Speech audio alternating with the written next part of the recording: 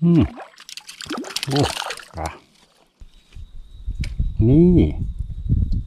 โอ้ได้ปะเนาะตัวนี้เนาะจะทุกเลยได้เนี่ยเอาทุกพี่น้องโอ้กา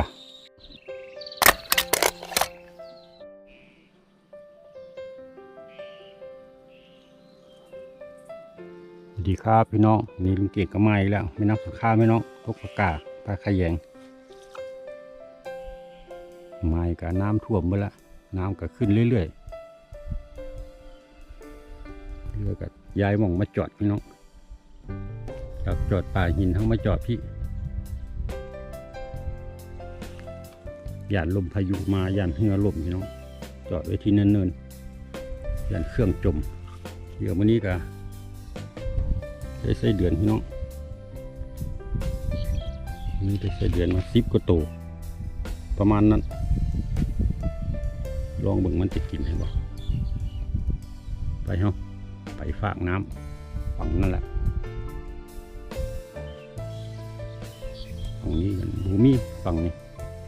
คือว่าน้ำมันขุ่นฝั่งนั้นก็ขุ่นกันแต่กินใครกินกูนี่กู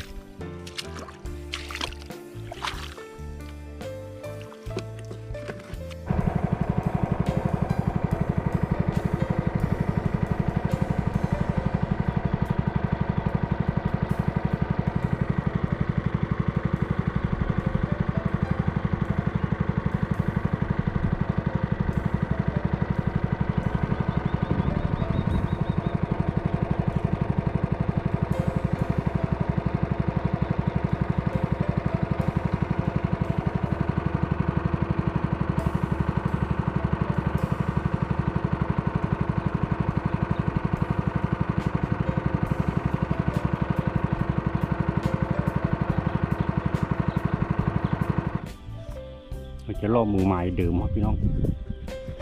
ไม้คลิปที่แล้วไม้ปากกาก็มีปลาขยงมือนะนี่พี่น้องตามเร็ว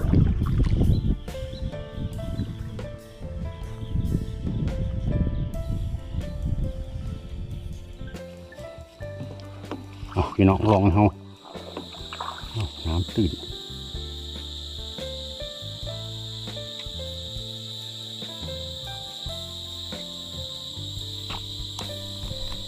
เอาเหยียบเต็มแหลกพี่น้องกาอะไรพี่น้อง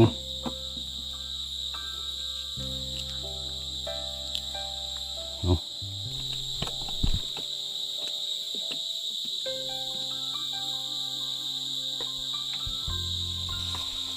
เลี้ยวไก่ฝนเอาอีกพี่น้องรุ่นดี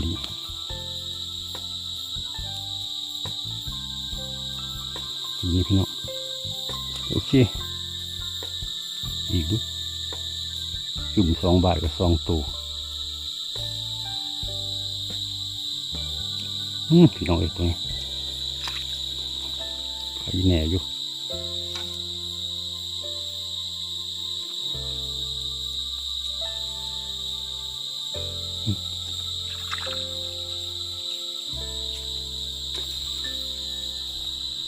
ใกล้บาทใดบาทนั้นเลยวะ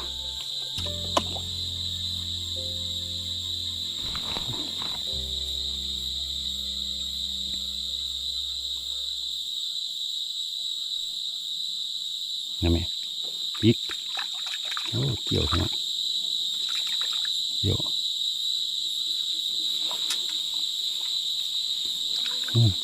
ขาน้อยแต่ก็บ่น้อยเป็นเลย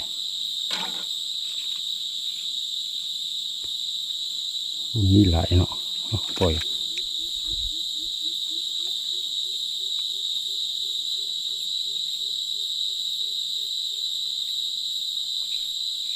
เอาโอ้ไปห้อนฝนไปห้อนน้องเลยไปอยู่ดูเอาไหมเอา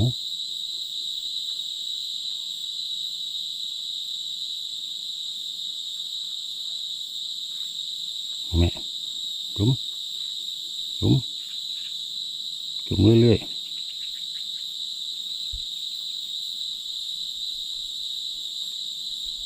บ่มีอย่าง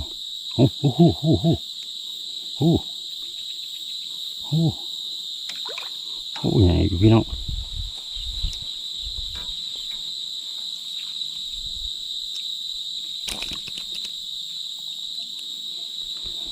ไข่กูหมูตัวนี้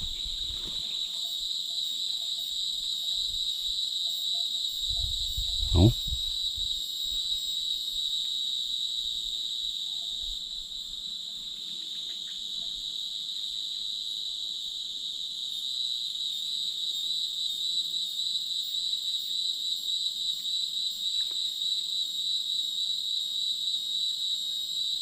อาการกระดุกกระดิก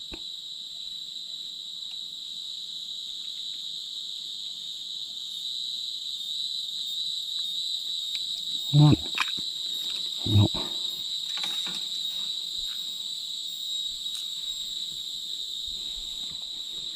เอา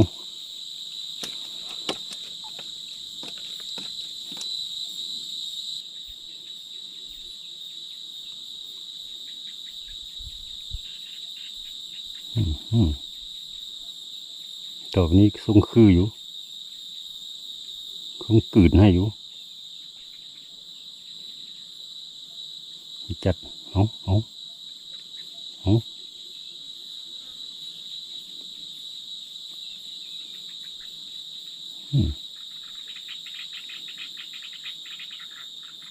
ป่าอย่างเอาขึ้นมาขึ้นได้ปะเนาะตัวนี้เนาะจะทุกเลยได้เนี่ยเอาทุกพี่น้องโอ้กาโอ้กืนอีหลีใส่ใหญ่อยู่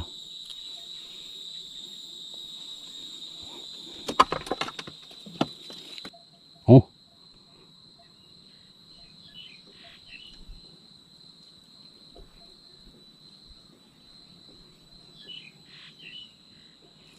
โอ้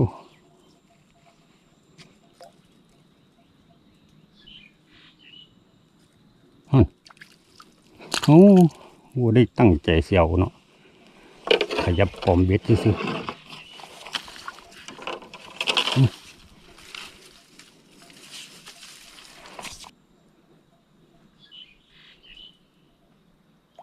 น้ำตื่นมากนี่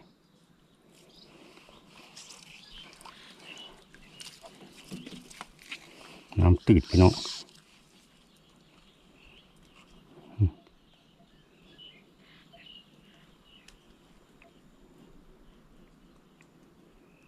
เนาะนั่นใหญ่อยู่ตัวนี้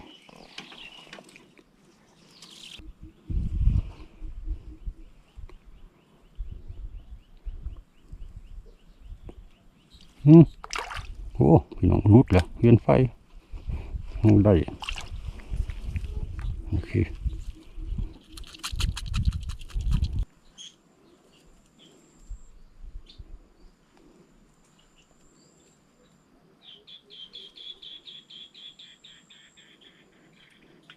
นู่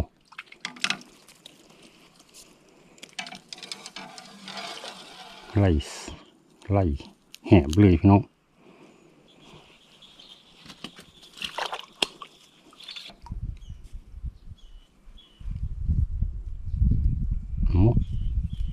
นู่โอ้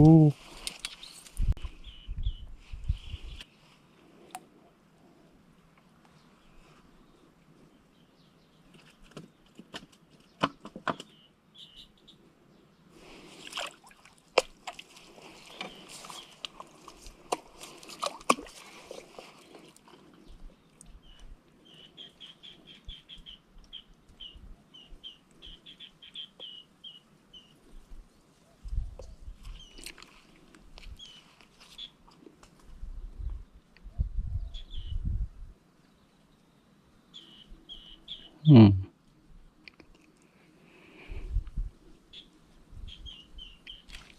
โอ้พี่น้องใหญ่อยู่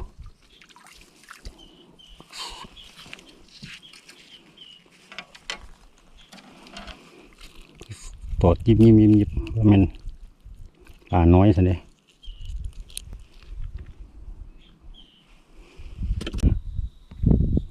เอานี่โอ้โอ้พี่น้องติดกาอยู่ติดอืมโอเคพี่น้องใส่นี่หันซ้ายหันขวาอยู่นี่แหละฮึบ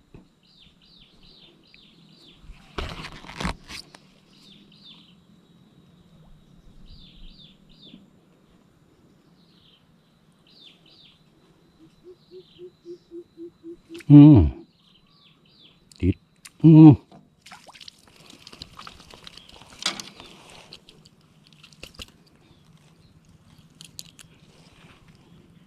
โอเคใส่นี่หันซ้ายหันขวาปีกโอ้โอ้โอ้เสียบแล้วพี่น้อง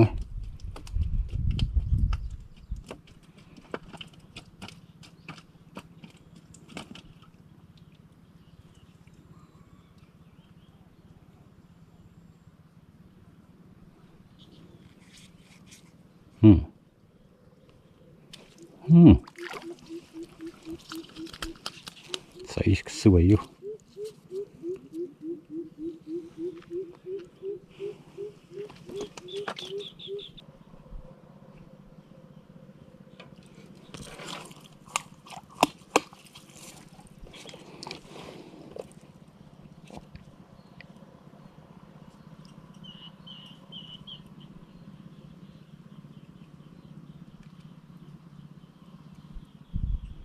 อืมตัวน้อยพี่น้องแล้วก็ปล่อยไป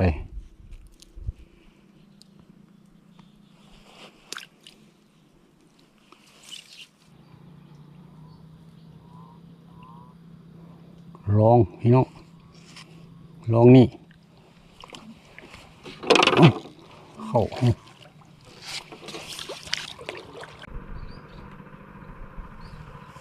เอาป่าอย่างที่นี่เอา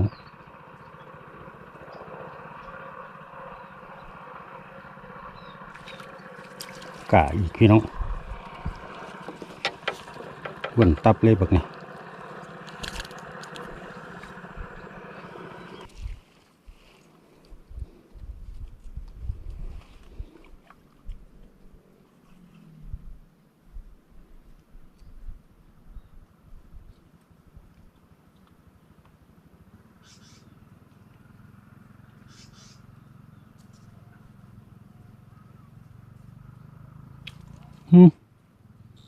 ป่าอย่างนี้กะคือเก่า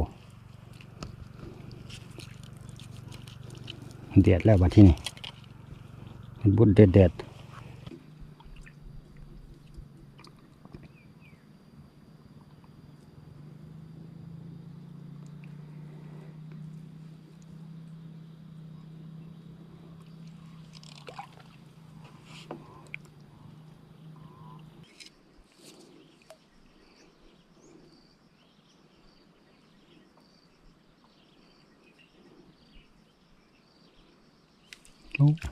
ขยแยงพี่น้องป่านนี้จังพอโอ้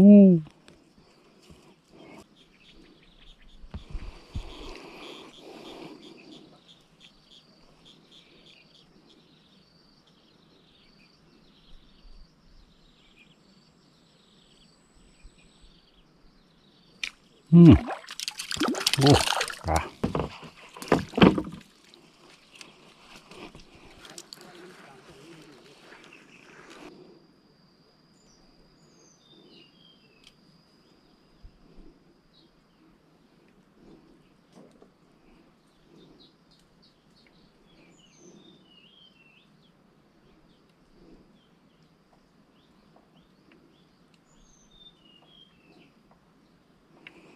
พี่น้องเขาครับมาเบิ่งป่าเขาวันนี้หลายแต้มอยู่พี่น้องกาเวียนไฟเวียนไฟตัวหนึ่งเหลวแรงเขาคือเก่าไปเขากลับบ้านพี่น้องคลิปนี้ก็จบสำนี้คลิปหน้าจังว่ากันอีกมาคือเก่าม่วงเก่าหมายเก่าพี่น้องน้ำสงครามคือเก่าวันนี้เมื่อยแล้ววันนี้เดี๋ยวไส้เดือนก็ได้การ